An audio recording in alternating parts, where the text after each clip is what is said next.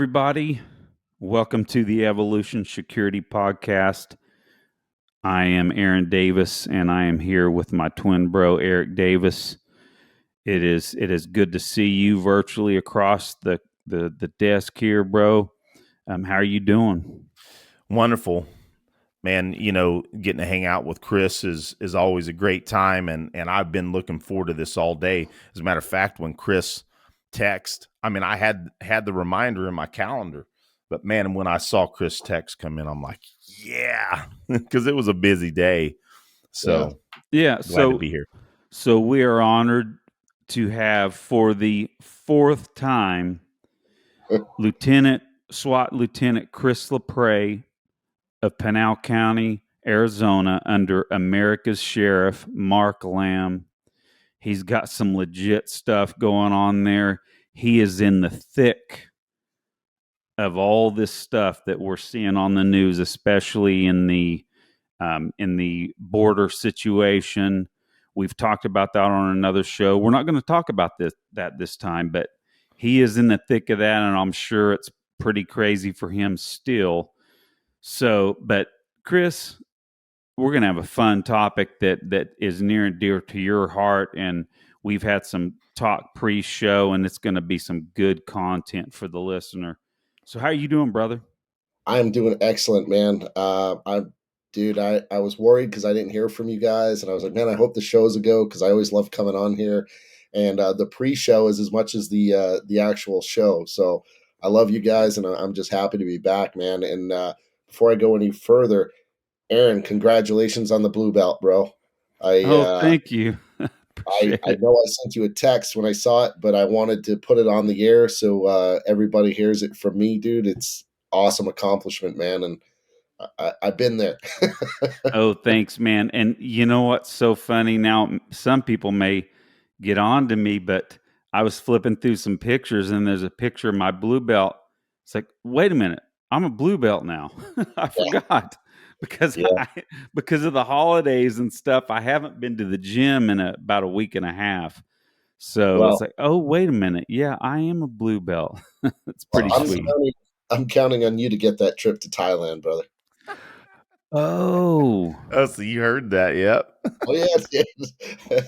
I listen to you guys religiously. I do. Man, that's awesome. Awesome. Yeah, that would be great, man. I'm good with it either way, man. But I'm gunning for it. I'm gunning for it. I'm trying to get my brown belt before I won't get it before I'm 50, obviously, but because that's less than a year. But trying to get it soon, hopefully. But not being careful not to chase belts. I don't mean it that way. I want to earn it, of course. No.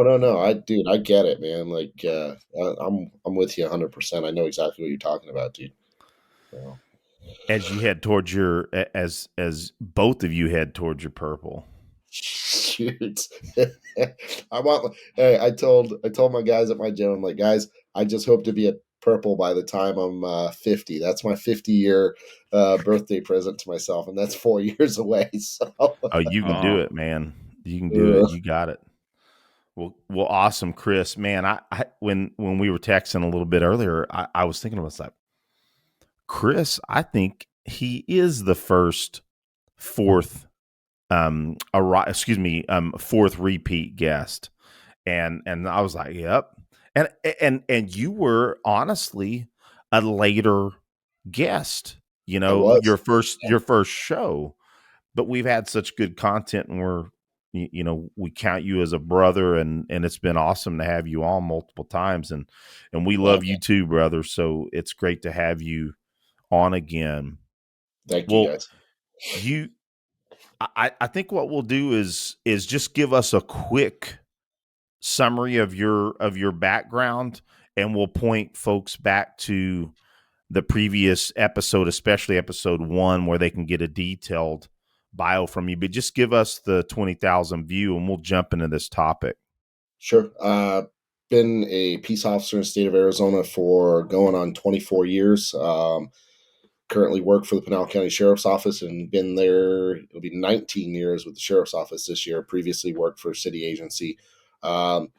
Majority of my last 15 years have been in special investigations, we'll call it. I've worked undercover, I've worked gangs, I've worked DEA task force officer, and the last 16 years I have been part of our SWAT team, attaining the rank of basically held every position with the exception of a sniper position, and now I'm the commander over the team, or the team lieutenant for them. And I also handle our narcotics, anti-smuggling, and SWAT. So that's my background. Sorry, guys, my pop's playing.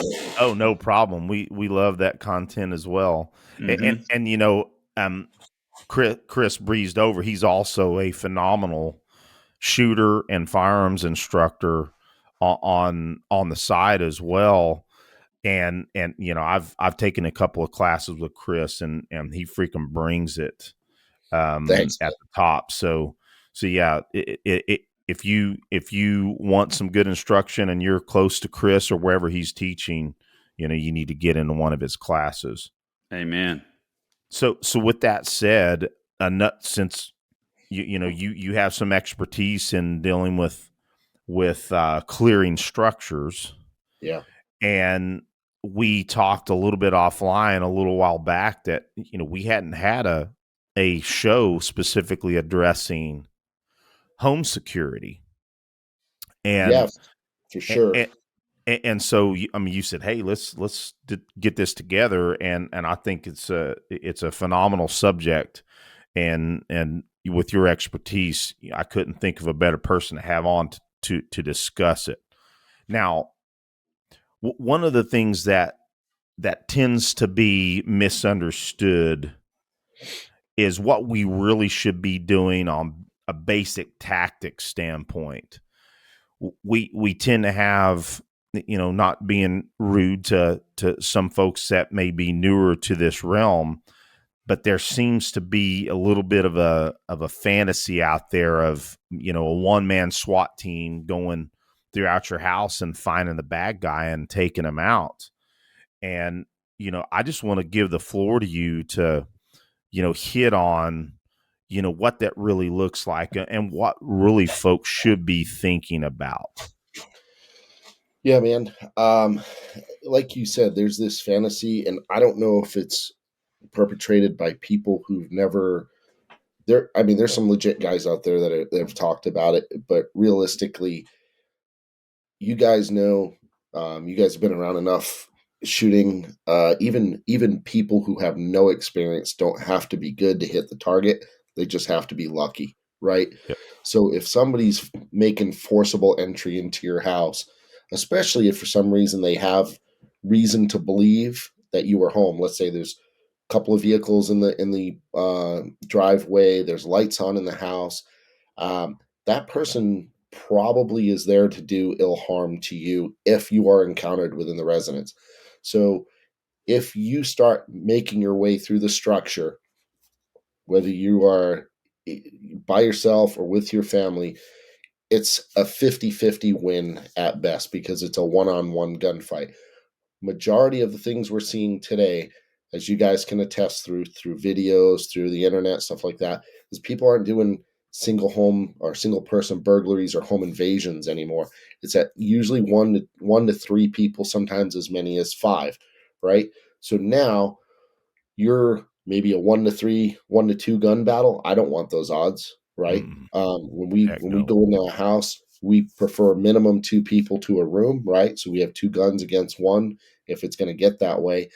And now I'm dealing with multiple angles, multiple open areas, the possibility of encountering a person, and in the processing of that information. And now we haven't even talked about if it happens while I'm asleep and I'm woken up. Now I'm not completely awake. I'm not cognitively 100%. My vision may be diminished because it may be dark in the house.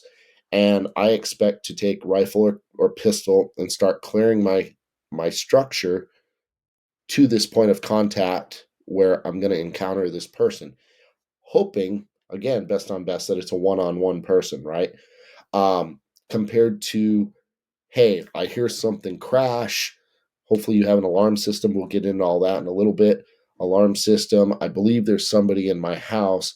I'm going to strong point in my bedroom and either barricade my door or provide some kind of alternative anti breaching to my bedroom door, start calling 911. And what I'm going to do is I'm going to get on the phone and I'm going to explain, hey, I believe there's somebody in my house. This is where I'm at in my bedroom. You can identify it by north, south, east, west, maybe some exterior windows. If you can describe that to the dispatch, they can put that out to the police that are, or deputies that are coming. And then you're now on active 911, which is a recorded line. If somebody comes into your house and starts making entry or attempting to gain entry into your bedroom, as you have a fortified door and you've not announced to them, hey, I'm inside this room. I'm in fear for my life. If you come through that door, I am armed. All this is being recorded on 911, right? And somebody starts kicking in your door, guess what? They're doing that with intent to do you harm. At that point, I don't know too many states, even some of the most liberal states out there, you have met the requirements for use of deadly physical force.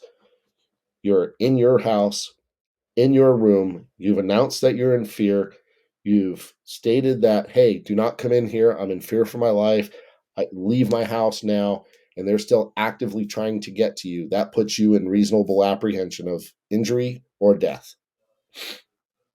Yep. Yeah, that's a great articulation, and I think to that point, various states, you may be in trouble if you go looking through your home Yes, and you end up even if what would normally be justifiable in some states may not be absolutely. justifiable in others. I mean, I can think of states like New York and others of that sort. Man, unfortunately, it seems like if you get in a defensive shooting, you're on an uphill battle. Even Well, if you're in your own home. Yeah, go ahead. you guys know there's states out there that don't have castle doctrine. Yeah, Right? Roger. You have to use some means of ability to attempt to escape.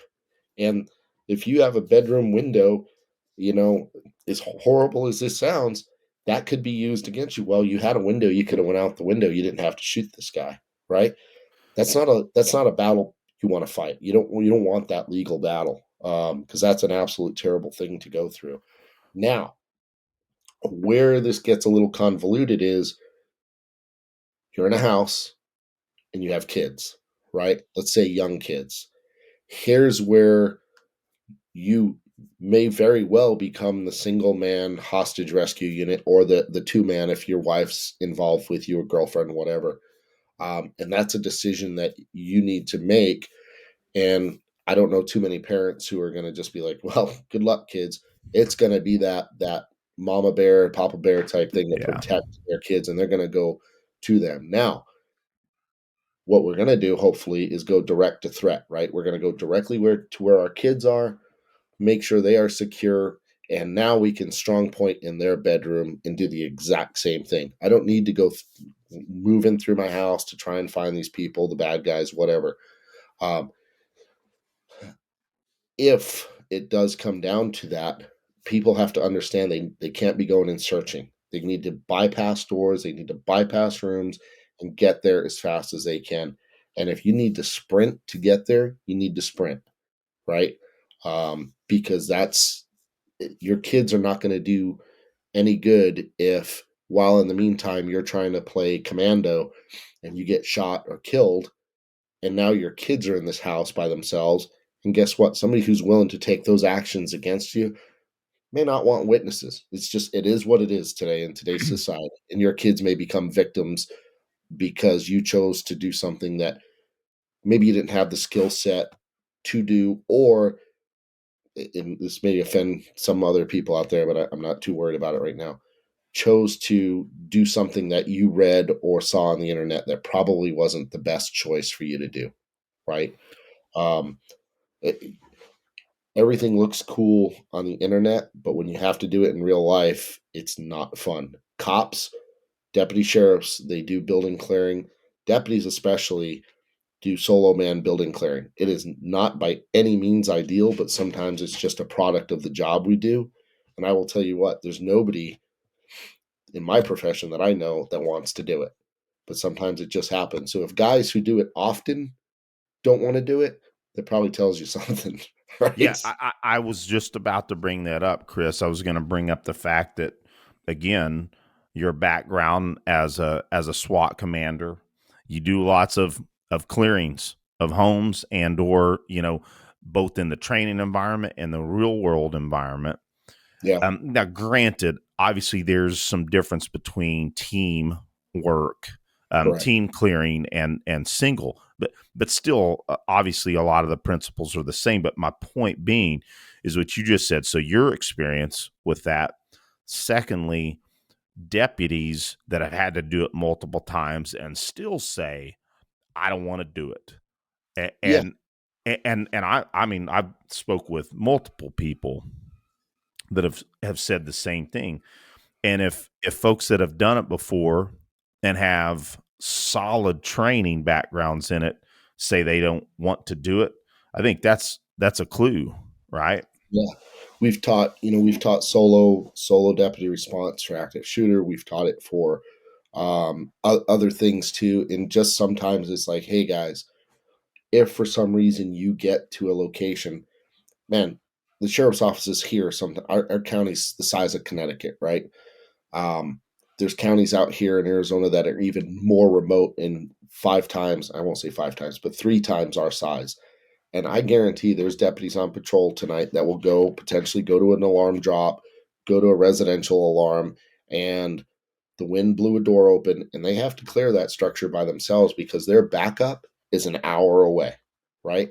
And what we try and teach, and this is something that Craig will stress too, if I can keep the angles to a 90, I can pretty much one man that. It's not ideal, but I can pretty much one man that. So 90 or narrower, I can maintain those angles. As soon as I start getting outside of that 90, it's very, very, very difficult as a single person to cover my angles. And that's where it starts getting dangerous, right? I push through a hallway. What happens in most people's houses, you get 180 sometimes, Yep. because it'll be kitchen on one side, living room on another, or dining room, kitchen, living room. So now I'm at a 180. So it's a 50-50 chance what side the bad guy could be on. And that half quarter to half second that I need to dig this corner before I can turn around and dig my, say, left side corner, guess what? That bad guy's already oriented and made the decision on what's going to happen there. And if guys that are listening to this show just walk through their house after this and go, how many angles do I have beyond 90? And how much would I really be dealing with? I bet you they would be really surprised at how much they would be exposed in their house and go, man, this is not good. And Th- just that looking that at it, that's a great exercise. yes, Folks need to do that. They need to know their structure. And like Chris said, how many 180s do you have in your house? yeah, Really start thinking about it, because that should kind of help you, realize that hey, the best tactic, likely our first tactic, should be either to strong point, or if we have kids, get to their location and strong point. yeah, And so, I think that kind of drives home the point that if we strong point versus if we're going to find the bad guy, and they at that point, if they hear you coming, which is a possibility, then all of a sudden they make their own strong point and they're in an ambush position. yes, And so, again, I don't care how good you are. How many snake eaters have been ambushed by farmers and barely trained um, insurgents downrange. I think that is the main point to drive home, is that I don't care how much training you have. As a lot of folks will say, that the bad guy has a vote, and if they hear you coming, they can automatically set up their own ambush point. So I reverse that by saying, why not do that yourself? Like you're recommending. You strong point in, you've got your own ambush point, and, Absolutely. so to speak, the high ground, right? I mean, wouldn't we just, for good old military terms, we always want to have the high ground if possible. Yes. And why not have that strong point / high ground versus being on the enemy's terms, right? And here's another thing to think about in terms of that, man. If I'm in my bedroom and I have done everything that we talked about and I have made announcements and this guy's kicking my door in or trying to bust down the door with whatever means he's able, feet, hands, maybe as a weapon, guess what I just took out of it? The processing whether this person is a threat or not a threat. So Exactly. now I'm Yeah. ahead of the game, right? I'm walking down my hallway, I'm clearing, I'm doing whatever I need to do, and I turn and I dig a corner or I dig whatever void that's there that I need to clear before I move past, and a person pops up. I now have a whole nother process to decide. Is this person armed? Are they a family member that's drunk that came home? Are they shootable? Are they not shootable? If they're not shootable, how am I going to deal with them? Right. And all this is done probably middle of the day where I wasn't expecting it, or middle of the night where I was asleep. So now there's this whole processing period I have to go through that compared to I'm in my bedroom. This dude has been told I'm on 911. I'm doing everything I can. I am absolute in fear of my life, and I've met deadly physical force requirements. All I have to do is draw the line in the sand and go, if he gets through that door, I'm going to use deadly force.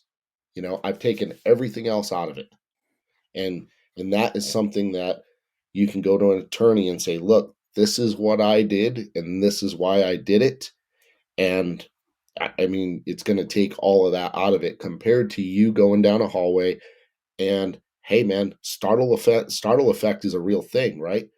And we come around the corner, oh, boom, and we shoot the wrong person. Now, Man. Yeah. let's say they are a burglar, right?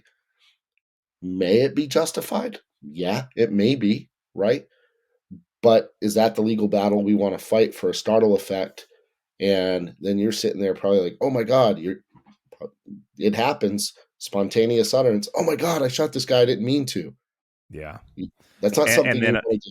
and you gave a prosecutor a wedge into your Yes. defense. And Yes. I think one of the things that we always like to think about is rehearsals, right? So in a sense, Chris, you're giving a recommendation that is already giving folks a rehearsal, Hmm. a rehearsal in both their defense and also a rehearsal in being able to articulate legally what they did. So Absolutely. I think it's real important, man. And that brings up a whole nother point, man. And this may be a whole nother discussion later on, but hey, if know your laws of your state and what you can use deadly physical force for, right? I teach it for the department, and we've been teaching this block recently. It's basically exactly what we're doing. It's a crisis entry for like emergency hostage rescue for patrol. And I play a couple of videos, and one of them does not look it doesn't look very good because the cops shoot a dude that's not really pointing a gun at anybody. But I go, is this a justified shooting? And the guys will go, well, 50% will say yes, 50% will say no. And I go, okay, for those of you that say no, tell me why. And I do the same thing with the 50% that say yes. Well, he's not pointing a gun at anybody. He's, walking out of the house. All these things are going in the cop's favor. I go, okay, but is the female that's with him free to leave? Well, no. Does he have a firearm? Yes. And we go through all this and they go, oh, and I go, here's why you need to know use of deadly force in our job, because that's articulable, right? There's one case out of Texas, and I don't want to go too far down the rabbit hole, but I'll give you guys an example of this because I think it could very well play out in a civilian role. Car crash, cops are chasing a guy or something like that, and this dude runs into a house. Um, I believe parents are able to get out of the house. He is now inside the house with a 7 or 8 year old child. Um, no firearm is seen, right? but he keeps coming to the door and using the kid as like a shield, and he's got both hands on the kid, from what I understand. He steps out into the doorway, sniper shoots him, kills him dead. And a lot of people are like, "Oof, man, he's not armed." And I go, "Okay, let me ask you this: State of Arizona, he's not of culpable mental state, right? Let's say the kid's 7 years old or younger, not of capable mental state, so he can't technically articulate that he was in fear for his life. But guess who can?" And I'm like, his parents. As a parent, Ooh, if yeah. this guy is in your house holding your child, are you in reasonable apprehension of fear that your child is going to be seriously injured, raped, or killed? And all the parents in the room are like, yeah. I go, then that is absolutely justifiable. And that's why it's so important to understand deadly force in whatever state you live in. And more importantly, how to articulate it, because that could very well be the difference between justified and I'm going to court on this one. I need a good attorney. Yeah. Very good point. And I didn't mean to go down the use No, of that's force. good. No, this is perfect, buddy. This is exactly what we wanted to bring out in this discussion. Aaron, I've kind of dominated the discussion, man. What thoughts do you have? Well, maybe we can at least go down at least a decent understanding of what castle doctrine is in the states that have castle doctrine. Now, I'm no lawyer. I'm not going to claim to be, but it is my understanding that if you live in a state with castle doctrine, the single element of them intending to do you grave daily or bodily harm, that is no longer a question when they enter your house. That's one element that is not going to need to be proven if you need to use deadly force. And is that how you guys understand it also? To a point. Okay. Go ahead, Eric. No, I was actually going to say I want to hear Chris' thoughts on this first. So it's automatically going to be treated as a homicide, right? If one person kills another person inside, whether it's inside the whether house or it's not. justifiable or not. Yeah. Correct. Now, for the most part, I'm very fortunate. We live in a pretty good state for that, right? Castle doctrine is exactly what you said, Aaron, for the most part, and it also means I have no duty to attempt to retreat outside of my. That's true. That's what I was going to bring up, the duty to retreat factor. Correct. So now what you get is you're involved in a shooting in your home. The police are going to come. More than likely, you're not going to be, let's say, arrested and booked into jail. But there is going to be an investigation. Those charges of homicide are still going to go to either a grand jury or a county attorney for clearance, right? And it's still, your name is still going to be listed on a document that says homicide. Now, whether it's justified or unjustified is dependent upon the investigators and the county attorney and all that stuff. So it's not something that, and again, this is an internet folklore, right? That, hey, I'm in a justified shooting. Why did the cops arrest me and take me to jail and stuff? Well, guess what, man? There's certain states that's just protocol. Yep. You know, so don't be mad at the cops when that protocol happens. That's an interesting point. Yeah. You know what I mean? And it's just, it is what it is until the investigation is done. That investigation may take 3 months, 6 months, a year, depending on the backlog of the county attorneys. And honestly, if it's something that's pretty clear and cut, it's going to go two ways. It's either going to be done very quickly and you'll get your clearance letter from the county attorney, or it's going to be dragged out because they're like, we don't have to worry about that. That was as clear and clean cut as it gets. And you could have, it sounds dumb, but you could have this pending charge over your head for a year and a half. But they already said, hey, man, this is cut and dry. Yeah, interesting. Until you get the letter, it's not cut and dry. And that's what I was going to say. It's like, man, that's something that lingers over you. Yes. No doubt. And Chris, this brings up I think what is also another very important thing to address because of the internet, because of, just discussion amongst men, is, and I'm going to piggyback off some things that Craig has said in the past. And it really boils down to, yes, you may have a castle doctrine, but what if there is that person that has made a mistake and has entered Yes, your home incorrectly, and using the examples, any of the examples you can bring up, and God forbid it's your child, your teenage absolutely. child, you know secondly, to to use one of the examples Craig talks about is that that young teenage boy that's got his gal friend down the street, and he's looking to have a good time, and sneaks into the wrong home. Yes, I think it's unfortunate that there's a lot of attitude towards there. It's like, hey, somebody enters my house, they're getting shot. and yeah, and I think, number one, that's a moral problem. Number two, it could very easily be a legal problem that could land you in jail too. When it's absolutely, found that clearly, oh, this 16-year-old kid who was not armed broke into your house, but then there's evidence that comes up later that, yeah, his girlfriend, that he met, at the mall, he'd never been at her house before, but he was in the wrong home. absolutely. And how many times a year does that exact headline make the newspaper, make Yep. national news?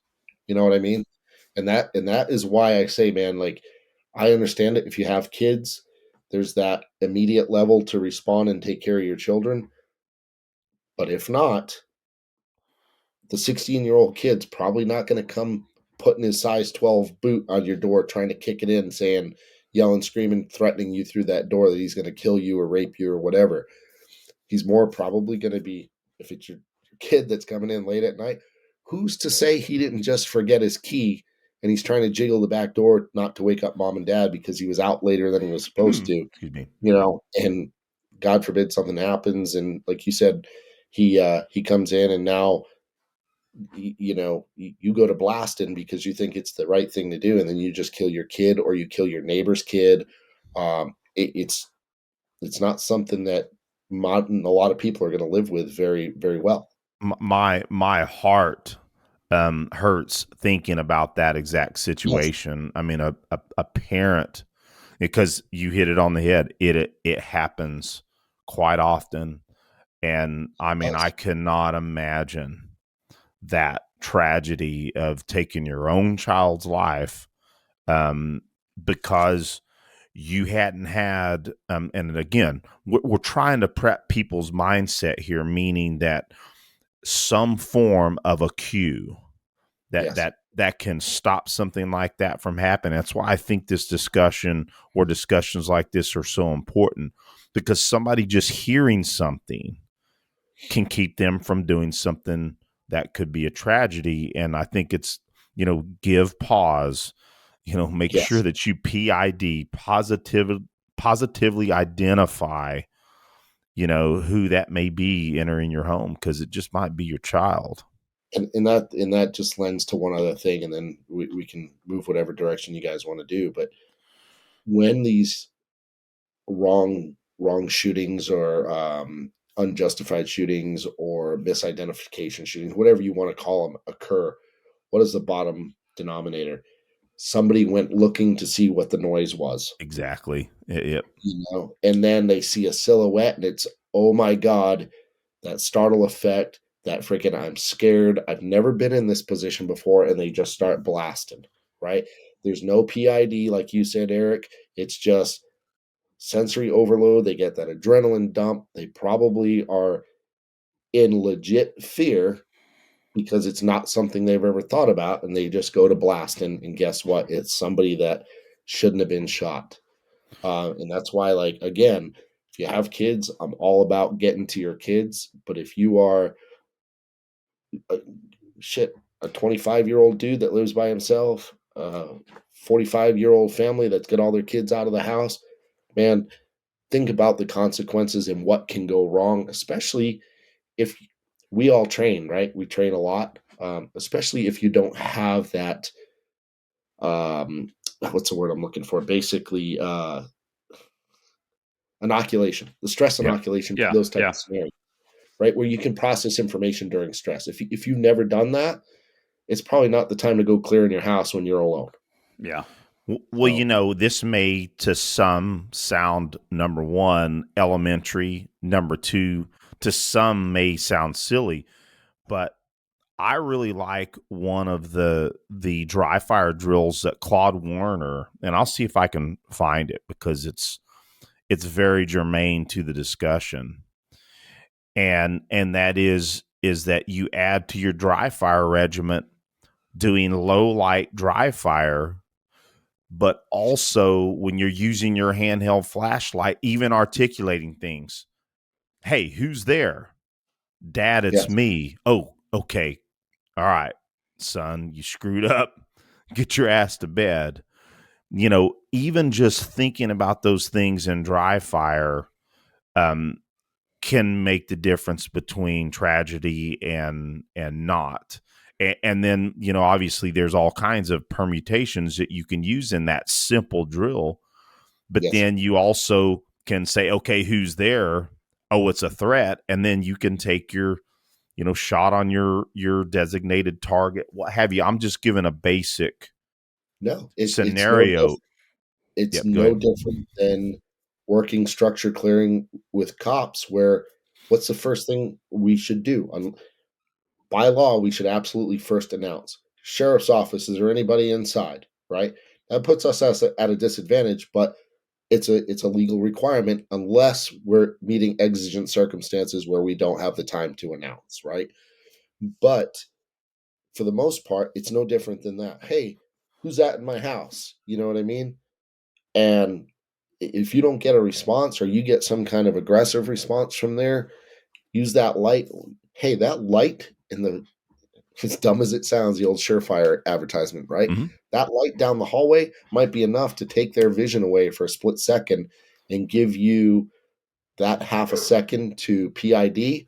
Or it might be just enough for them to say, hey, you know what? This guy's got a flashlight. He's probably a little more prepared than I was Yep. expecting. And I'm bailing the hell out of here. Yep, You know? exactly.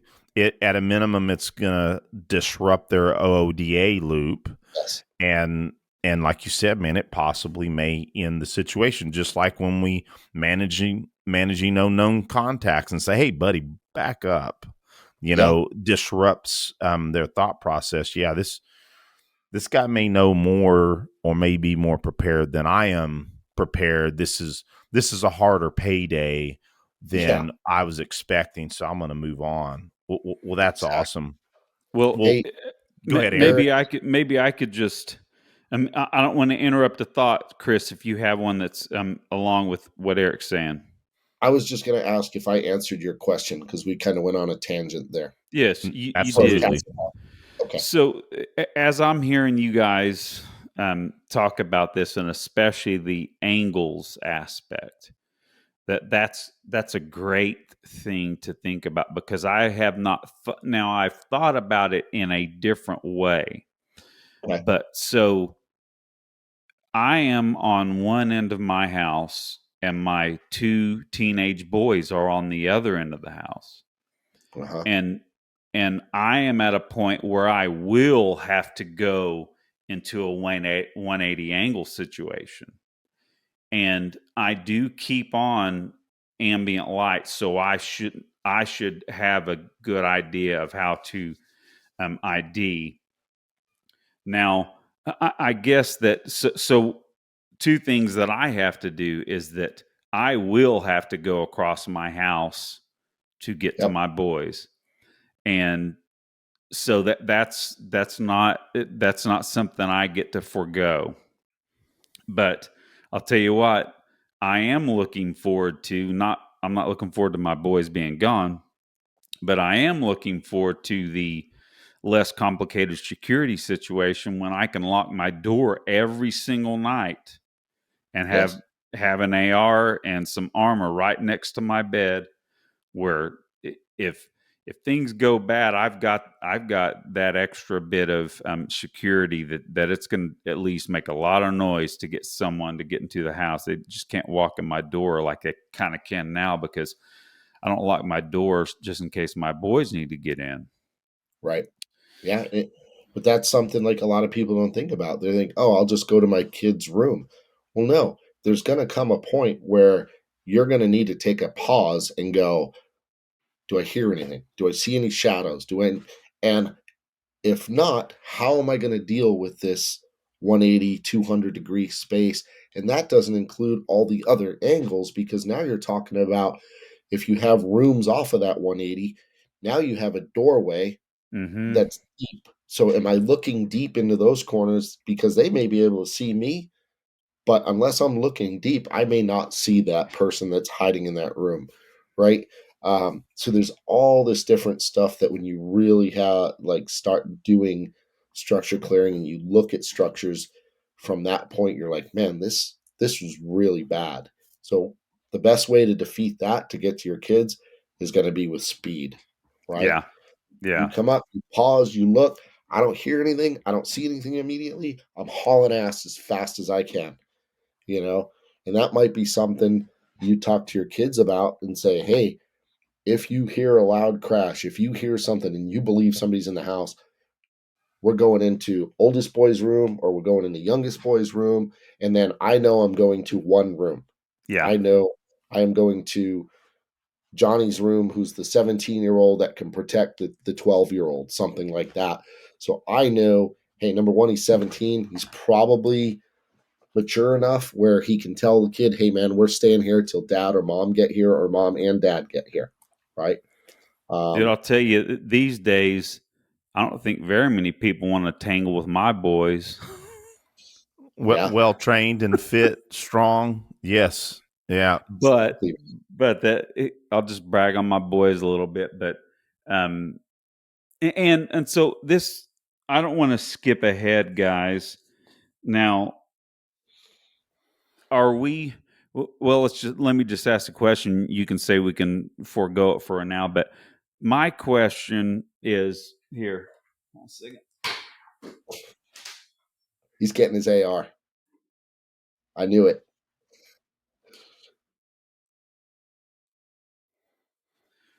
So if I have time, this SBR is what I am grabbing.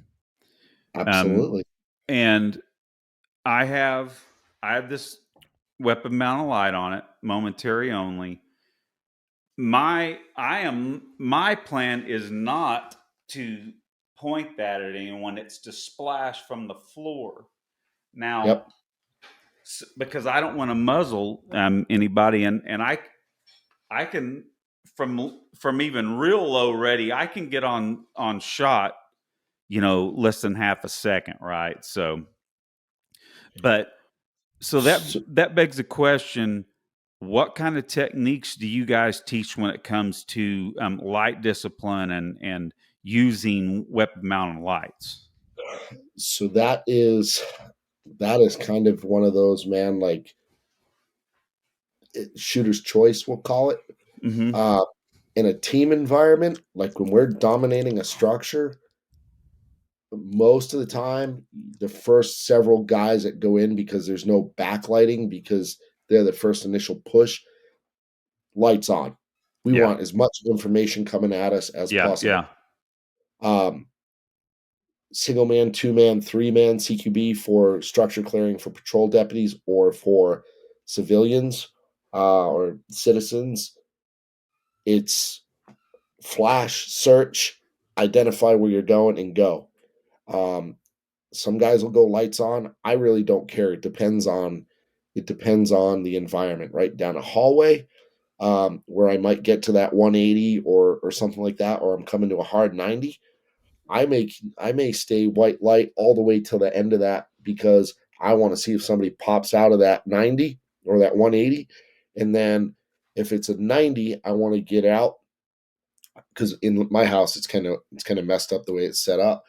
But as I'm pushing down that hallway, I can cover long with that white light, and all I have to do is when I get there is worry about that hard dig on the 90, right?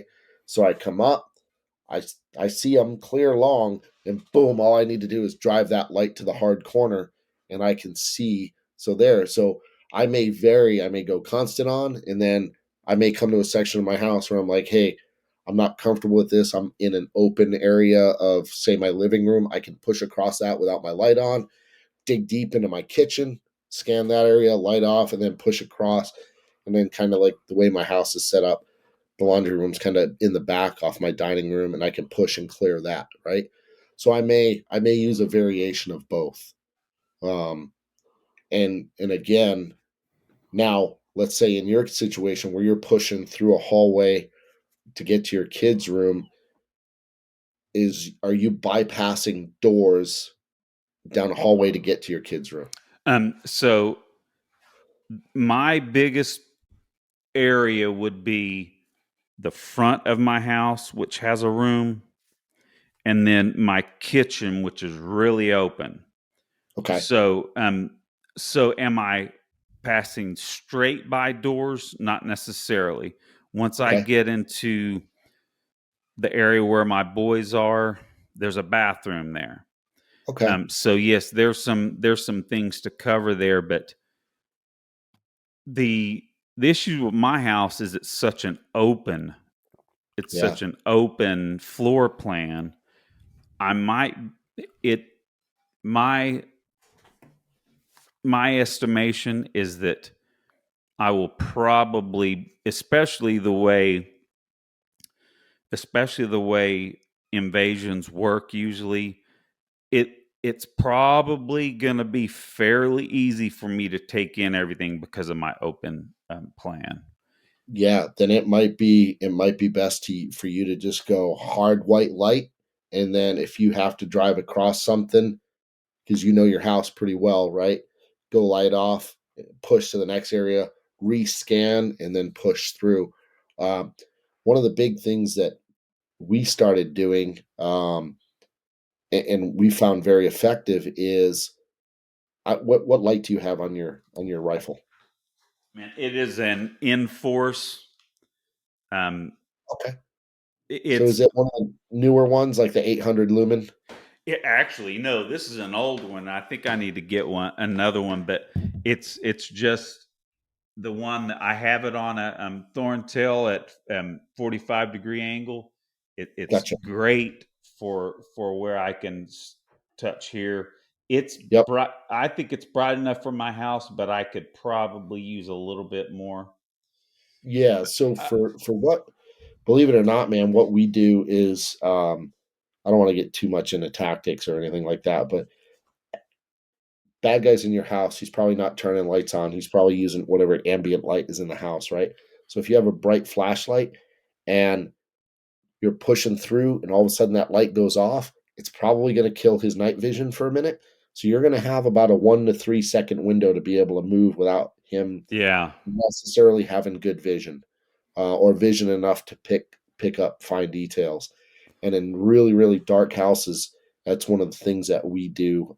We transition between night vision and white light, and literally there are people sitting in rooms. We'll push up to a doorway under nods, and again, this isn't relative to here, but it's telling you kind of something you could think about. Push up to a doorway, and we'll hit that with like 1,000 lumen light, splash that room, then we go off, and we'll put people in the room. We'll be like, hey, shoot us when we come in. We'll hit it with the white light, and then we'll go under nods. And guys are like, I couldn't even see you guys because you took my vision away for that. It's usually about 2 seconds where they're just seeing those spots. And then they slowly get their vision back, but still, it's not going to be 100% if they're in full darkness. So that's something. If you're coming up to a doorway, you're bypassing doors, and there's ambient light, like you're saying, Aaron, where you can see, like, that's my living room, dining room area, and I need to get to that. When I'm coming up to a door, hit that light, hit that room that you're passing with white light. Light goes off, move past it. yeah, You know, cool, it'll take that the possibility of taking that vision away if there's somebody in there. yeah. Oh, And even if I missed them, it's going to give me a couple of seconds to move to my boy's room. exactly. and hopefully use your hearing to pick up any crazy shit that's going on too. Yeah. Cool. So, very good discussion. Awesome content. You know, this is great, man. I really enjoy when shows like this come together that I know is going to be beneficial, not just to our audience, but for us as well, because it just brings up other thought processes and great content, buddy. So I would like to digress a second. Okay. And that brings us to the point where not all home invasions happen at night. As a matter of fact, to my understanding, statistically, they don't happen at night near as much as people think. Correct. My understanding is they happen more in the daytime because criminals are trying to come to your home when you're not there. Correct. But what if you are home? So I think that brings up to the point where I know my thought process on I like to be armed, until I go to bed. I like to have a pistol on me. Right now I moved it from appendix just sitting in this chair, but I at least have my Glock 43 on me. Here we go. To at least have something. Now I prefer to have my 19 on me most of the time, but right now I'm in workout pants, and so that's what I've got on. But I think that brings up to the point where, Chris, do folks need to make that decision? Because, if somebody decides to kick your door in the middle of the afternoon and you're not close to a weapon and they happen to have a weapon, that could be a problem, right? Absolutely. I'm 100% like you guys. I am armed all the time. And, in my people call me paranoid, whatever. I walk around, I'm out in my barbecue grill. My Glock 17's hanging out of my pants pocket, or out of the front of my pocket, my front of my pants, appendix style. And, I'm sometimes, it's Arizona and I'm shirtless and my gun's visible, and it's like, hey, man, Yep. I've carried a gun for my entire adult life. Why would I go to a lesser condition of readiness when I get home? I don't think Exactly. that's not paranoia. That's just, it's a part of my life, right? It is. If I go somewhere without a gun, I'm like, man, I forgot something, and it is a thing where I am it's bothering me. Yep. Yep. Like we've literally turned around and I've been like, nope, I forgot my gun. I'm running home to grab it, because Yep. it's that much of an importance for me. Now, if that does happen and it's the middle of the day and they break in and they're armed, this may absolutely be the time where you're like, I'm beating feet out of here if you're the Yep. only person in the house. Yeah. You know what I mean? I am Egress out of there. absolutely, especially if for some reason, depending on how your house is set up, they come over a back wall, they kick in. A lot of master bedrooms have doors to them out leading to the outside, right? They kick in your master bedroom door where maybe you left your gun and you're like, oh, shoot, somebody's in my room. Get the hell out. Just run away. There's nothing wrong with doing the Nike retreat if everything else Yep. fails. You know what I mean? Absolutely. And Chris, you bring up an important point. One of our agreements, my wife and I, because we spend a lot of time in the living room together, and we have a reinforced door. We have Yes. a reinforced door in the front. Full disclosure, I hadn't done it in the back yet. That's on the to-do list to make sure I get that squared away.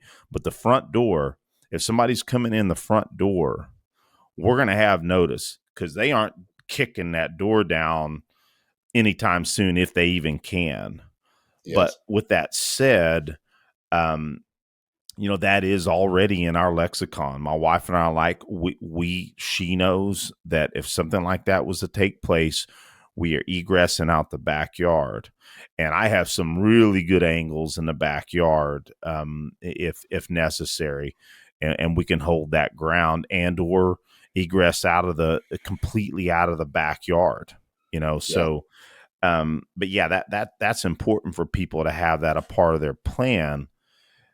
And that also is part of our plan upstairs. We have the capabilities to egress out of our house, from a window using a fire ladder.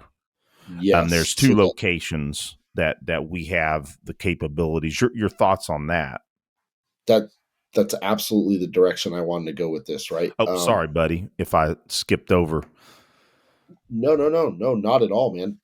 This is kind of what I wanted to lead into. Is it's funny you talk about the whole hardening of the front door, because a couple of months ago SWAT hit a house in downtown Phoenix. It was a case we were working, and fortunately, this dude just didn't want to bang it out that day, man. And we hit the door, we breached the door, make entry, go in, and I took a picture of it. It's on my phone somewhere. But this dude had uh, it's like a plate that screws down in front of your front door, and you just tap on it like a pressure plate, and it pushes up to like an angle like this, and this is a solid point, and this goes up right up against your door. So if somebody's trying to kick your door in, the door's not budging. And when you're not using it, you just press it down and it flattens out. You can open the door, and I'm like, and I want one of those for my house. Yeah. Well, Yeah. this thing, you harden your door frame and you put one of those in, man. They're probably not getting through that door without breaching tools.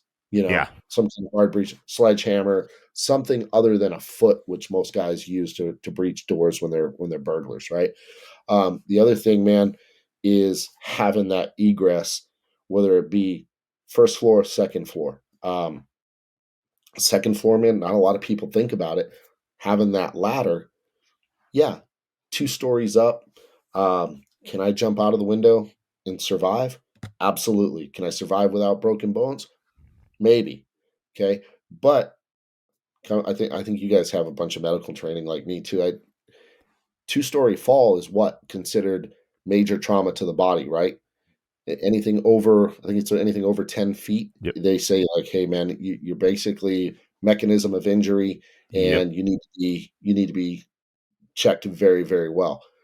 Do you want your 7-year-old going out a second-story window without some kind of ascending device? And that's absolutely awesome that you guys have that ladder. Now, just having it doesn't mean we're proficient at it, right? We need to practice with it, Yep. teach the kids, hey man, you know what? We're going to spend 10 minutes going down this ladder, so that it's the first time they do it isn't during a fire or during the home invasion, right? Or Yeah, burglary in progress. because let me say, it's not easy. It's No, not easy. nope. But that's all part of the home preparedness thing that people don't think about. Like, hey, have I thought about if I get upstairs and things are really bad? Let's talk about, just to go back on this for a minute. This dude makes entry into your house. You're strong pointed in your upstairs bedroom. You're on the phone with the police. The police happen to get there because this guy's concentrated on getting to you, but you've been lucky he didn't make entry into your bedroom. Cops show up. Now he's barricaded in your bedroom, or I'm sorry, in your lower portion of your house, and maybe even thinking about taking you hostage. But you've got the means to lock down your bedroom door and stuff. They're not getting through. Do you want to have to wait till the cops get there to exit that house, SWAT I or know I whatever, to don't. do an emergency exfil? No. Let's say this guy is completely nuts and decides, you know what, today's the day, man. I broke into this house. I have a rap sheet. I'm going to prison for the rest of my life. I'm going to burn the house down. Don't think that doesn't happen. Very damn good point, buddy. Know what I mean? I need to be able to get my family out of that house, because it happens, man. We've had several of them here in my county alone where guys are like, you know what, screw it, I'm burning the house, and if I die, I die. And I tell you what, man, that's not a way I want to go. So Heck no. that emergency forethought to think about, hey, how am I going to get out of this second story window and practice with it, is an absolute thing that people don't think about for home security. Yeah. Yeah. And to your point about fire security, man, I mean, folks Yes. need to be prepared. If you have a fire start downstairs, you have to have a means to get out of your window, get out of your house, or else it could be tragic. So, folks need to be concerned about that. And those I forget what I paid for that ladder. It's been many years since I got it. It's not too expensive. No, they're not. I think they're probably less than $100, yeah, right? yeah. I think it was right at like $99. I just seem to have in the back of my head. I need to get another one since my son and his family and with our grandson come here a lot more. I want to have another one staged Yeah, in their area in the guest room. So I'm right. gonna get another one. Sorry, I'm just going to look at what we had listed, guys, just real quick. Aaron, do you have anything? I feel like Eric and I are No, just I'm letting you sitting guys down, drive the bus because I'm having a good time just listening to all the great points. If I have okay. something to say or ask, man, I'll do it. Well, Chris, let's talk about it this way. So we've talked about probably, in my opinion, and it sounds to me, and you're more the expert than we are.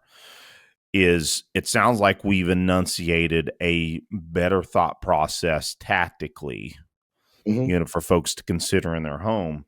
But do we want to move down to, I mean, maybe just a fairly quick, 15, 20-minute summary of what folks can do to improve the security, the deterrence, the denial around their house? Do you want to maybe go down that road maybe?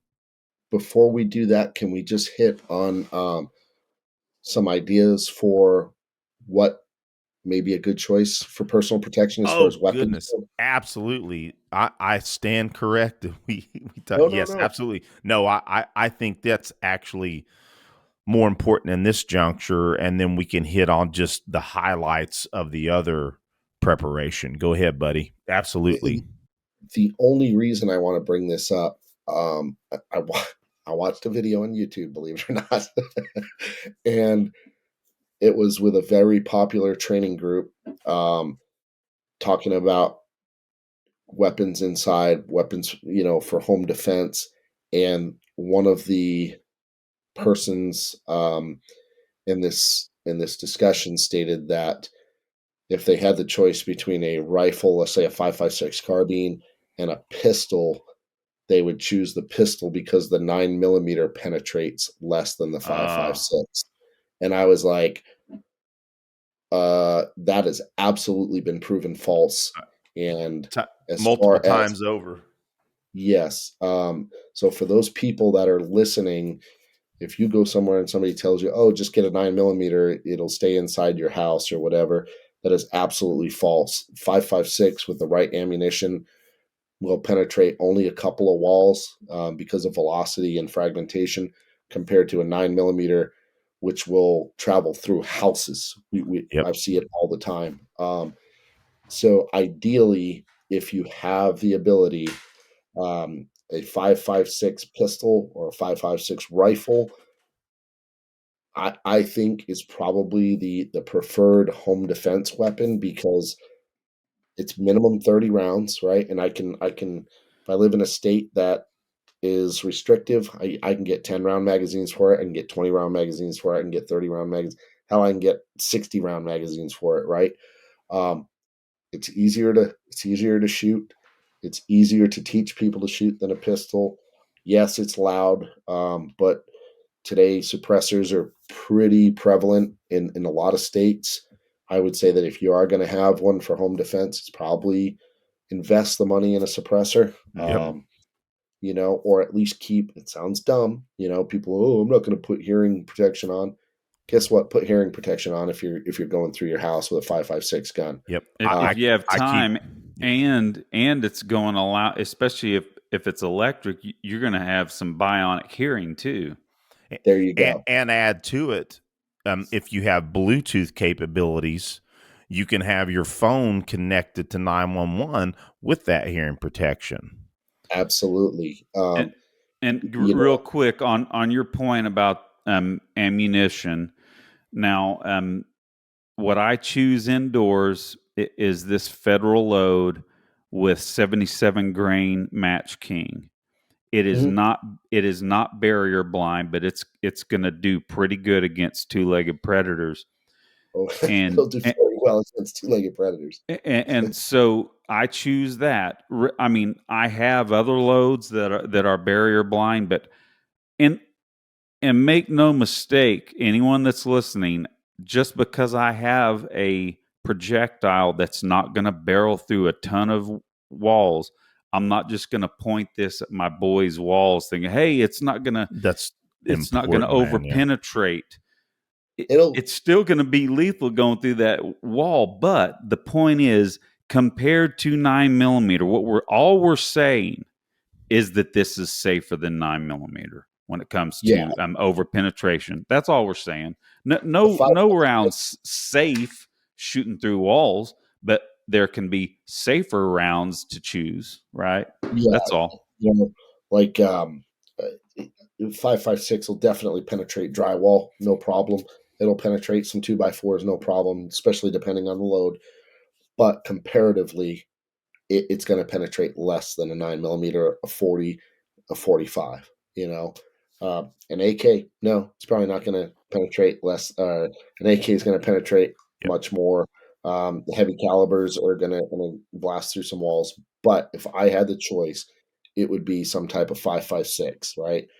They're soft for women to shoot.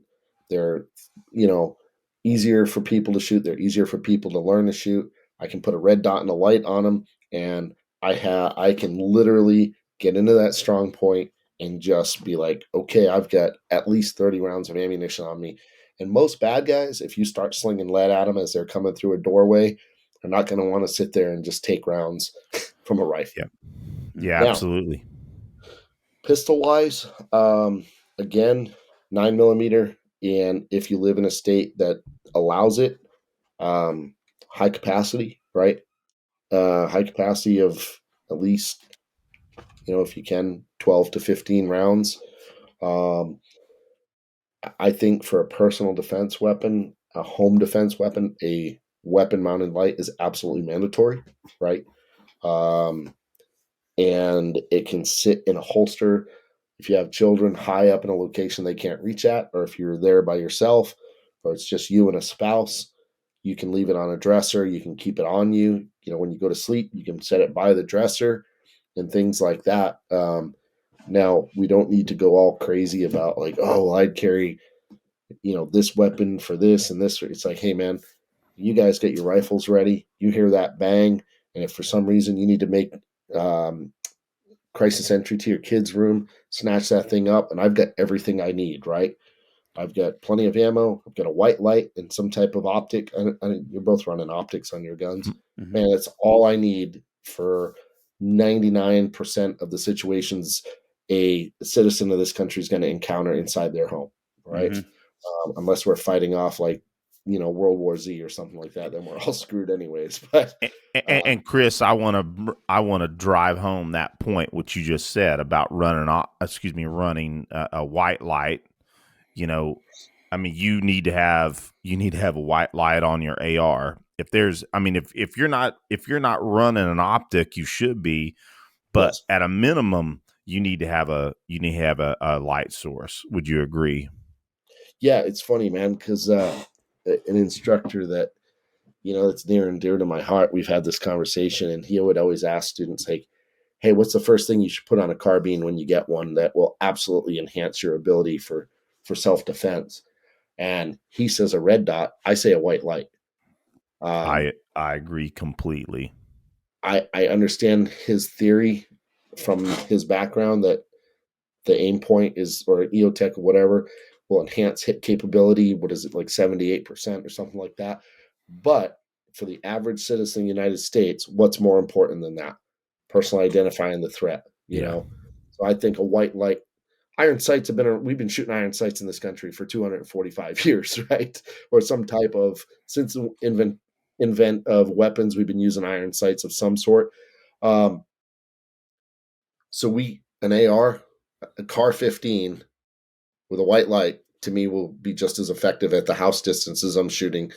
Now, a red dot will only enhance that. But do I need to go out and buy a $700 aim point to put on my gun when I have a good set of iron sights? No. Go out and spend $250 on a Surefire or a Streamlight or something like that and put that on the gun. and just take the rest of the money you were going to spend and buy some ammo and go practice. And especially if you're not a shooter, an avid shooter like us, you want it for self-defense. You're going to go plink with it a little bit. Spend that money on ammo, go to the range, understand your holdovers, understand the zero, and manipulate the gun. And that'll serve you well, again, for 99% of the things that we're going to encounter now as finances increase.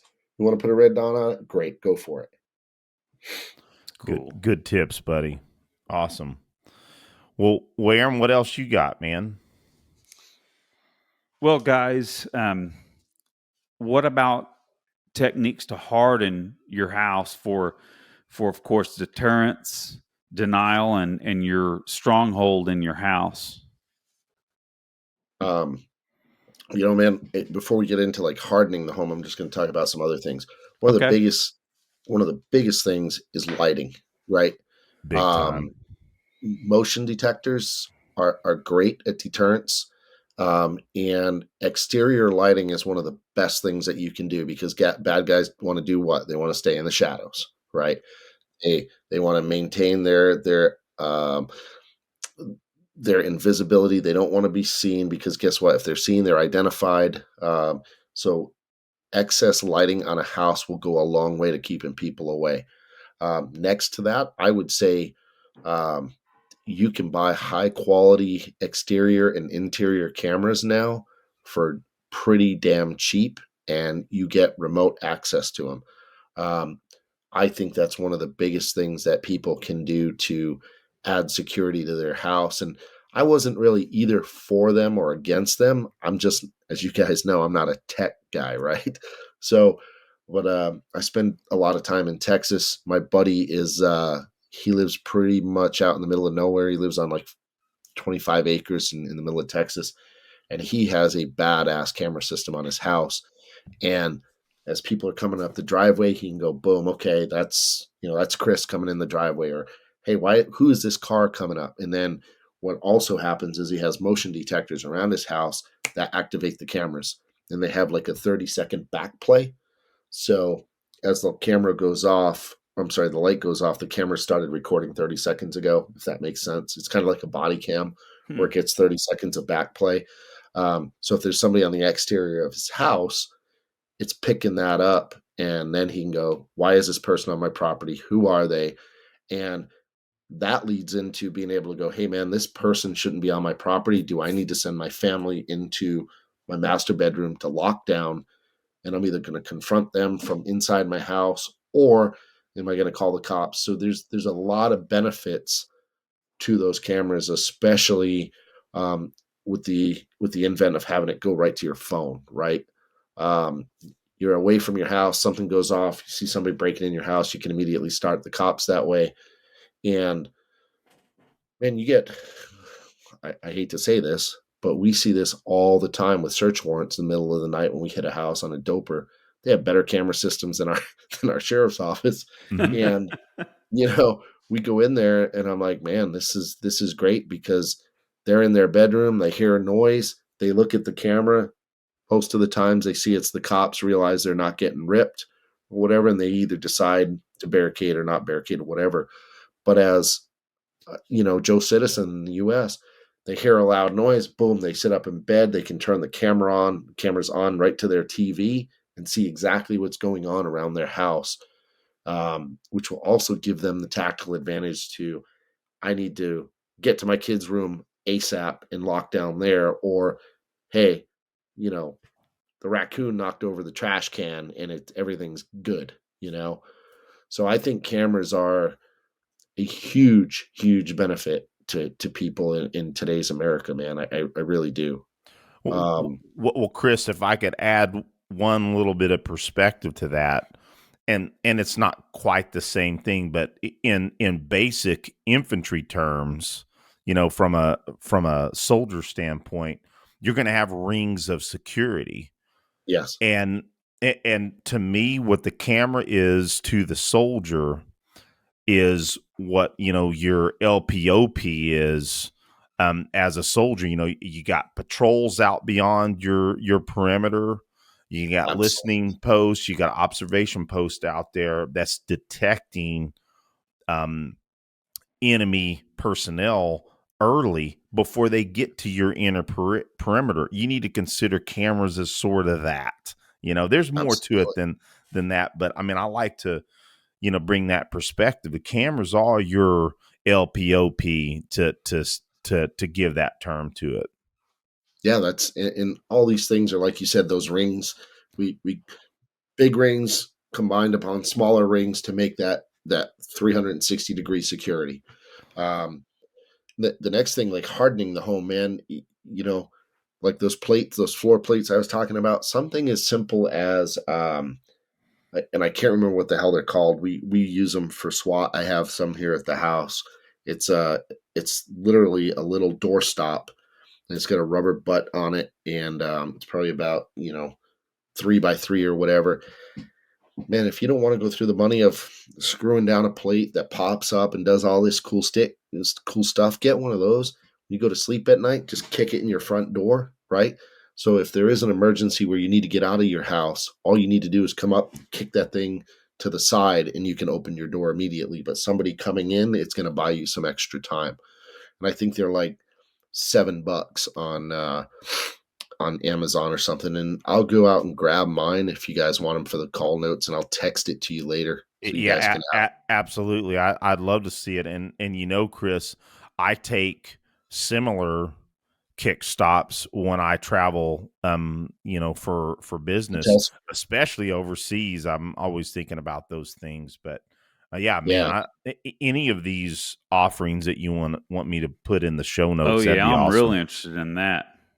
yeah. I The haven't even so thought about that. Yeah. yeah, man. I mean, and it's something like the ones I use are high visibility yellow for the house, so you just walk up, you see it, you just kick it out of the way.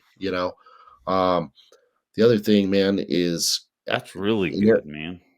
in Arizona, with the sun the way it is, exterior screens, the sunscreen, so you can see out but you can't see in, are great, man. Um, I like them, and it's an added level of something that they're going to have to get through if somebody's trying to get in your house. And if you know your neighbors, um, and somebody's out trying to remove one of your sunscreens in the middle of the day, your neighbors might go, "This isn't somebody I recognize." I probably want to call the cops or at least yell to this guy and say, "Hey, what the hell are you doing?" And then call you or a family member and say, "Hey, this guy's trying to get into your house." Who knows? It may be a maintenance guy, right? But it's a precursor to thinking ahead of like, hey, they could be expensive, but I think they're a benefit. They keep your house cooler in the summer. We use them out here in Arizona. I think the little dowels that you stick in your windows to keep people from Oh opening yeah, them, that's a I'm absolute.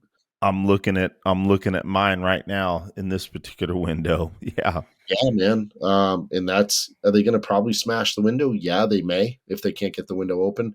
But guess what? Climbing through a broken shard glass window is not something I want to do. you know?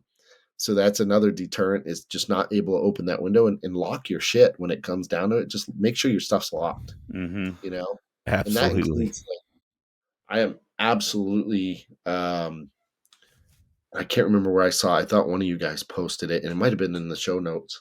It was in the show notes, but like, man, I am not a fan of keeping garage door openers in a car. Yeah, Absolutely absolutely. not. Um, just because we've seen, and when I say we, I mean law enforcement has seen the way these guys are able to defeat RFI and stuff like that, and come into your house based off of the shit that you leave in your car. And I was out in Texas with this organization, and they were showing me some technology that you can just buy on the internet that they can defeat pretty much anything now, and it's absolutely scary, man. And I don't even have garage door openers for my house, just because I don't even want to deal with it. In any of my vehicles, I just have the interior ones that I push. I do keep my the the rope for the garage door opener. I keep that tied up so nobody can just go in there and grab it. And um, I know it's weird, man, but we don't use our garage a lot just because my vehicles don't fit in there, and I have my gym in there. I Yep. take Same here.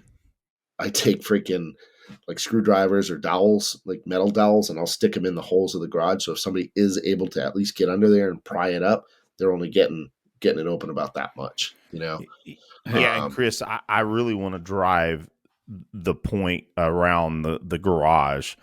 Folks out there that are listening to this, that may have not thought about this before, that garage door being closed seems to be what most people believe is a real barrier. And it really Yeah. isn't. It's not hard to get into that garage door. So what folks No. end up doing is they end up leaving their garage, their interior door unlocked. Oh, my garage door is down. That's a no-go. Yeah. It's easy to get into that garage door. So folks, please, like Chris just mentioned, keep all your doors and your windows locked, but don't feel comfortable with leaving your garage door unlocked at any instance, just because your garage door is closed. Yeah, Go ahead, Chris. and I just want to say a couple things. Yeah, my garage door, the one that's inside that is into my house, I've got an automatic lock on that because I got tired of telling my family, of course my boys, to lock the dang door, so it automatically locks. But I was going to say real quick, Chris, because you brought up your gym, there might be some loud noises going on through my microphone, audience, and you guys, because my 13-year-old is setting up a squat rack as we speak, and I keep hearing this crap banging in the garage because the garage is just right in front of me here. I don't hear anything, man. I don't either, but I'm pumped for your guys' garage gym. We can maybe hit on that towards the close. Yeah. But just to discuss the garage thing one more time, I know it was happening here where we're at a couple years ago. I don't know if it's still a thing or not, but guys were actually driving down neighborhoods, just hitting a generic garage door opening, seeing what garage doors were opening, and it was a lot more common than you would think. So just keep that in mind, and that's, I mean, we could go on, but these are the baselines of security you should do for your house. One of the best things, honestly, one of the best things you can do, get a dog. Absolutely. Not only are they great deterrents, but bad guys would literally rather be shot than deal with a dog. And we see it all the time. You're pointing guns at bad guys, and they're like, "Yeah, whatever." You pull out a freaking 60-pound Malinois or German Shepherd, and dudes are like, "All right, man, I ain't getting you on." Yeah, and you again, that is part of that being, detecting is huge. I mean, you're asleep. Yes. I mean, I tell you, even, we've got a couple of dogs. We don't have the German Shepherd we used to, Right. and even in our dingo mix that we used to have, man, that dog was an awesome deterrence. But what's funny is we got a beagle and we have a pug. And I guarantee you, nobody, I mean, at a minimum, my pug, he hears anything, he's barking, and I at least know. So, yes, I'm telling on myself, I don't have a serious security dog, but he doesn't let anything past him. He's letting me know. There's two things that will stop a SWAT team cold in their tracks, and that's a big dog or a freaking vicious Chihuahua, man. We laugh about it all the time. We'll come into a house and there's a pit bull that's staring at us. We're like, "Oh god dang," Or you come into a house and there's this just fearless Chihuahua, man, that thinks he's Godzilla, and you're like, "Oh god," trying to protect your ankles. And even if nothing else, it's a deterrent, or it's a distractor, even more so. And hey, man, some people just have a fear of dogs, but that's really as far as a baseline that I would say as far as hardening the house. Lights, locks, cameras. If you can do those things and just general awareness of what's normal in your neighborhood, you're 95% better than the rest of the world. Well, and that brings to the point that if you're aware and your house looks hardened, Yes. Even with signs. I mean, you brought up the dog.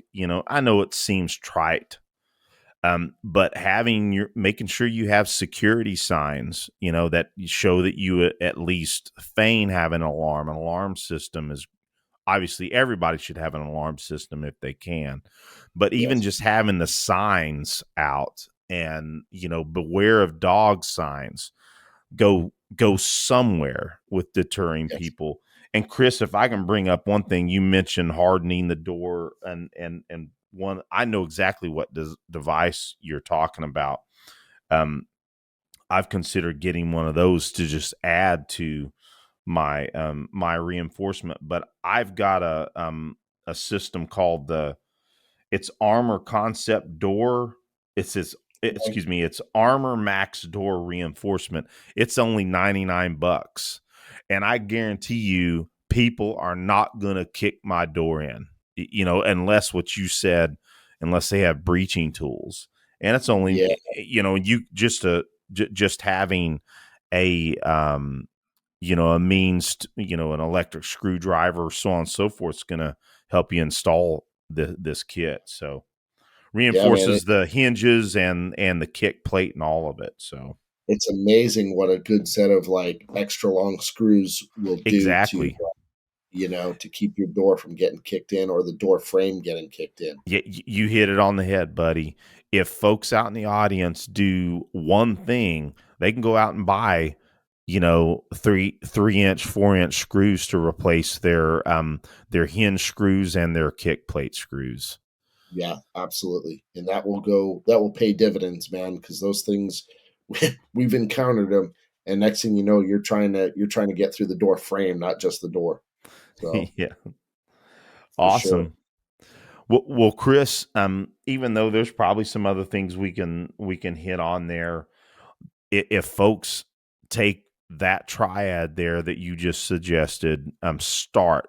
We always say this on this show: just start with one of them, and Absolutely.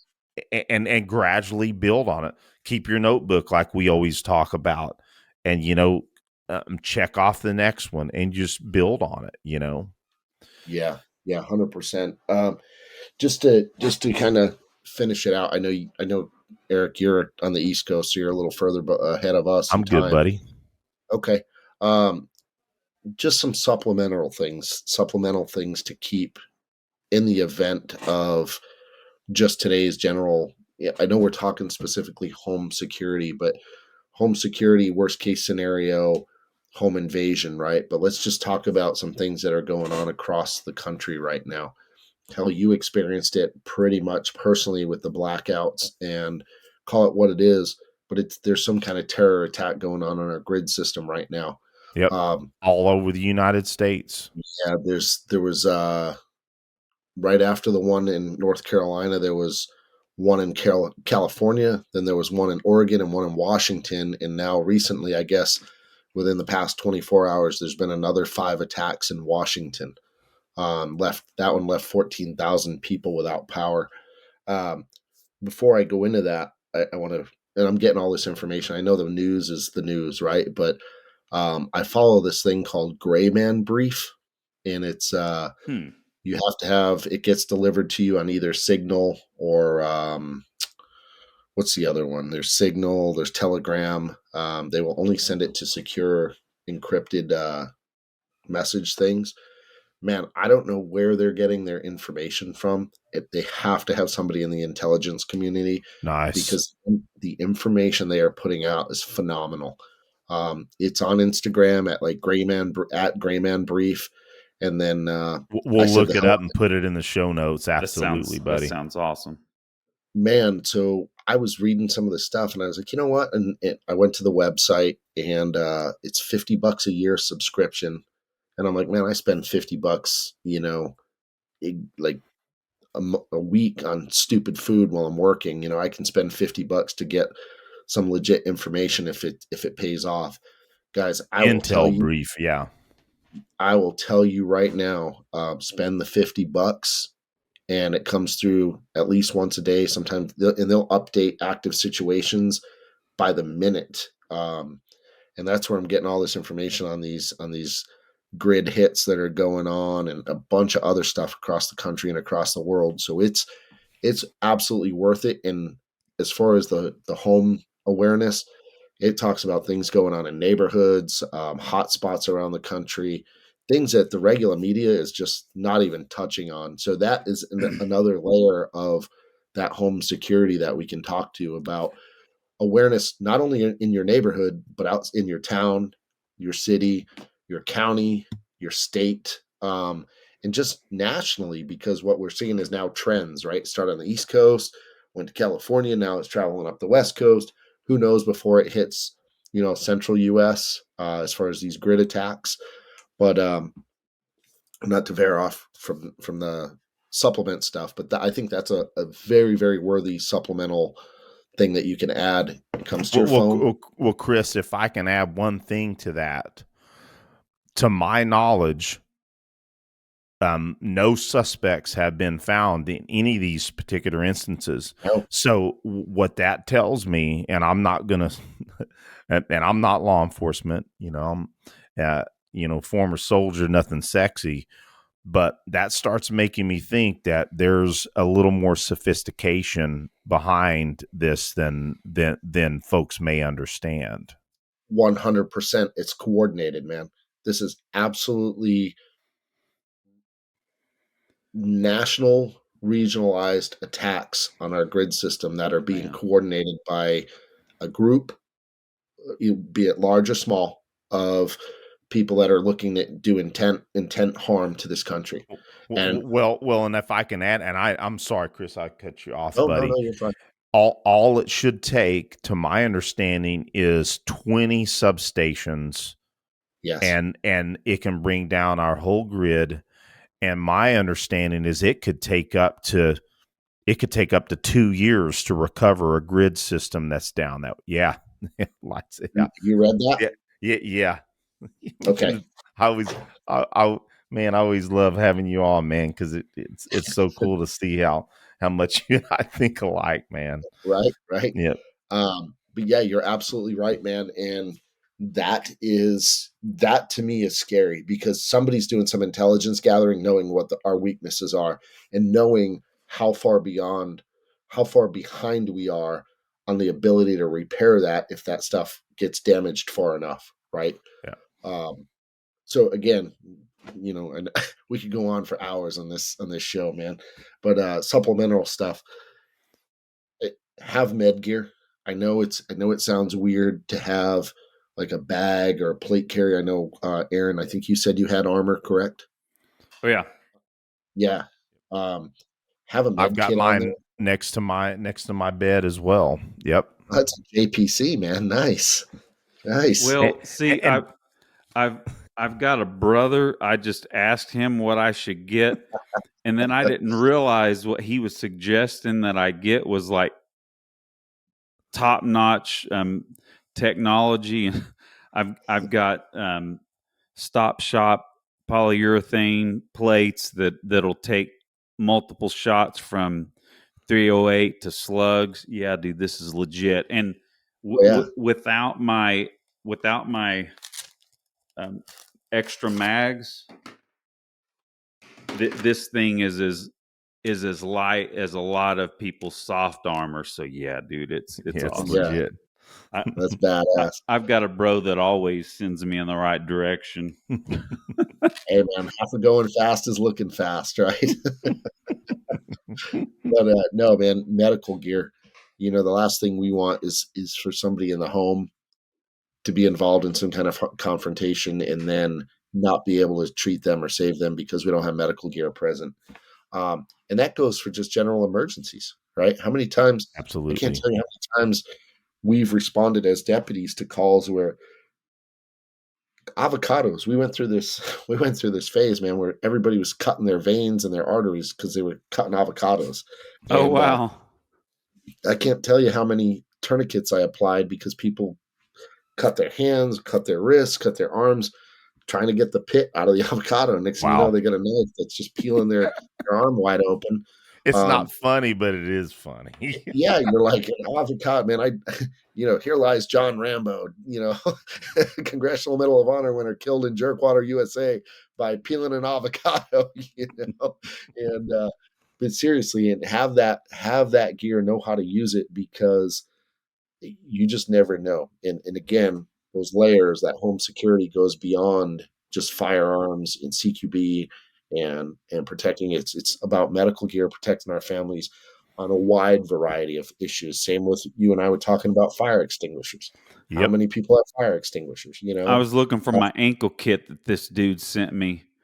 There you go, man. I've been, hopefully you guys are loving them. It's in my car. Absolutely. because I slap it on when I get in my car, and I just try not to let people see me take it off at work or put it on at work, because I don't want someone to think I've got some ankle rig going. Yeah, no, absolutely, man. I totally get it. I totally get it. Yeah, I love that thing. Thanks again, buddy. Absolutely. So you circle back to fire extinguishers. Yeah. Hey, if for some reason you are not somebody that's interested in keeping a firearm for home protection, right? Maybe young kids, wife's against it, husband's against it. We're not going to be sexist here because it goes both ways. Yep. Somebody that is just generally afraid of firearms because of what they hear on the news, right? That, oh my God, guns are these terrible things. Hey, man, if you keep a fire extinguisher in your room and somebody comes in your house and you hose them with a fire extinguisher, guess what? That's going to be a little bit of a deterrent, Now, I will tell you that something that's known in the law enforcement community, and it's probably not as politically correct as it should. I don't want to say as it should be, but it's known that fire extinguishers work pretty well on emotionally disturbed people. It's not the greatest thing, and I'm not saying that cops are running around the country spraying people with fire extinguishers, but there have been accounts of citizens that are having to deal with EDPs, and they hit them with a fire extinguisher, and man, it changes their tune, and they're out of there. Wow, that's awesome. I've not heard that. It makes perfect sense. So that's a great tip, buddy. Again, cops that I know of in the country, at least in Arizona and across the country that I know of, are not going around hosing people with mental illness with fire extinguishers. But from accounts we've studied, accounts that have been studied, it works as a deterrent for EDPs. Well, I'll add to that, Chris. Not speaking from an LE perspective, but that's a lot better than it ended up in a damn shooting. Absolutely, right. So, but the media will portray it as, oh my God, this Eric Davis went and hosed this poor gentleman down with a fire extinguisher. It's like, yeah, we're not going to tell the whole details. We'll just tell what fits our narrative, right? So it's something to consider. Multi-use things. So the fire extinguisher is a great tool for personal security in more than one way. I'll leave it at that. Yeah, awesome. Great. And anything else, guys, I don't really, we've spent so much time on everything else, and it's been a great show. I don't endorse like a lot of books, but man, I picked this up last week, and I'm about halfway through with it, and it came out. I don't know if you guys follow the Integrated Skills Group guys. Their stuff's pretty. Yeah. Absolutely, I know exactly what you're talking about. Yeah, go ahead. I picked this book up. It's called Carry the Fire. Yeah. And I think it was $20 on Amazon. And it gets into like some survival stuff, but not like survival where, it's end of the world type thing and stuff. This is just wilderness stuff. And then it gets into personal defense, overland, how to prep a vehicle. I mean, dude, I cannot say enough about this book. And it talks about hardening the home. It's a great starting point for that. Pros and cons, just general like personal security awareness. There's some stuff in there and like dealing with unknown contacts, kind of like from Craig's stuff. Just, man, if you want a good starting point above this podcast and just asking your friends who are in the know, this is a great baseline, man. And I can't say enough really good things about just general overall awareness and safety. And it's not like a weird prepper book So or it's anything like carry that. the books carry the fire. Who is the author? Um, well, it's by the Integrated Skills Group, Oh, but the okay, dude, that's right. That, that, yeah, the that dude that'll is be good. That'll be good. I just want to make sure if anybody's I, just listening, they can find it that I'm way. Aaron. writing notes for my show notes. I'll make sure Yeah, that I that'll have be it in nice. there. Can see that Integrated Skills, Aaron Moyer, but I just looked up Carry the Fire Integrated Skills and Yeah, it popped that right up. I'm sure that's good. And yeah, man, I mean it talks about different ways of carry the firearm, off body carry. I mean, it's just a good general knowledge book. And basically, if you go and look at their webpage or it's their webpage. They just took all their notes. It would be like one of us taking all our notes that we've had over the years and combining into a book. And Legit. they just did a phenomenal job. It's a freaking Cool. outstanding book. I can't say enough good things about it. And it's on my Instagram page if you guys forget. So Okay, cool. Awesome. It's one of those things. Aaron knows I'm always reading. I love my books. My son Nick, what he got me for Christmas was a book. There you- Awesome. And so, man, I just I love engrossing myself in books, man. So, and you said something I think is key, and we'll start to close out. Is I love baselines. I love baselines for our audience. And I think it's crucial that we continue to drive home cues. yeah, We drive home quick reference to the most important skills, because frankly, we are always reminded of things we need to be doing. And that's why we keep talking about our notebooks. And you can't do everything perfectly. You no, can't spend an inordinate amount of money, all at once. All of this is a gradual preparation in what we do to be prepared for, whatever it is, if it be a fire, if it be, self-defense encounter. It's all gradual. So we just ask folks, consider the basics and just start with something. And yeah. great. I'm going to add to that, man. Start with the basics, whether you use this conversation, some guidance from some friends, this book, whatever. Start with that and then tailor it towards you. Too many people want the like one thing does all, like what works for Eric and Aaron's going to work for Chris, or what works for Chris is going to work for Aaron. And then, Eric will pick up on it. No, man, it doesn't work that way. I live in Arizona. Aaron, you live in Washington, right?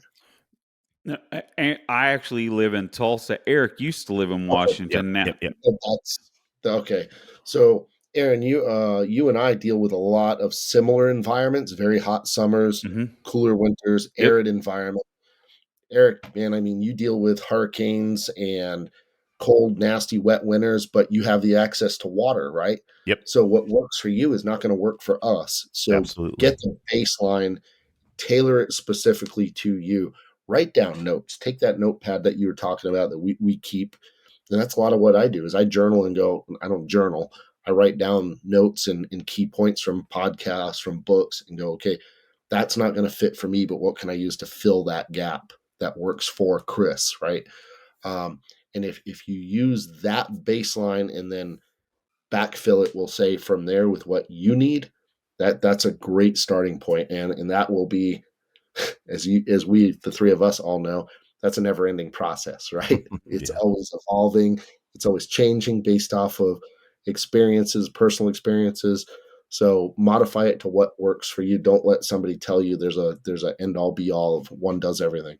Since it's not something you're just going to nail down right away, or even in the near future, the process is fun too, because Oh yeah. it's a constant process of learning. And Yep. man, I love to learn. I love to I love the aha moments of things I've never thought about, and I've had a few of them here in this show. So Yeah. thanks so much, Chris. It's always a Hey, blast hanging out with you, and let's do number 5 here soon. sounds It, good, man. I'm always down for it, guys. I will tell you what, this has been as enjoyable for me as hopefully it was for you guys. I've had a blast on absolutely. the show because it can spin to so many different topics, man, and just just great times. That's right. Well, and Chris, having this previous, now this particular show is gonna air slightly different just because of how we're doing some of the releases, but some of the folks in the audience will know that I just did a monologue show on basic preparedness, and I'm surprised it's taken us this long to do a little more of this. So I think, frankly, I think there's more shows like this to come. And I said this on my show that I did just recently is I asked myself when I started to cover it, why would I cover something again that other folks have already done, likely a lot better, maybe not. Who Mhm. knows? It's because we always need reminders, and Yes. I'm interested in digging down this rabbit hole a little further with you because you're giving us really practical information, man. I love it. Well, Chris, I think we're getting close to a couple hours here, which is perfectly fine. But yeah, I think we should go ahead and close it for now, and we'll just plan on show 5. I mean, Chris, we might as well just try to just beat down some of our really good friends and just, Chris Lapre just taking taking it, for the number of shows. Guys, I appreciate it, and it's honestly this is how can I put it? This is some downtime and decompression for me is talking with like minded people, and I just love it. Like this is a great way to spend a Wednesday night. So eh, Rock on. I Same here. appreciate you guys having me on as often as you do. We appreciate your help and your mentorship as well, buddy. So thank you so much. Outstanding, guys. You guys Rock and have a roll. wonderful night. You You too. too. See you guys.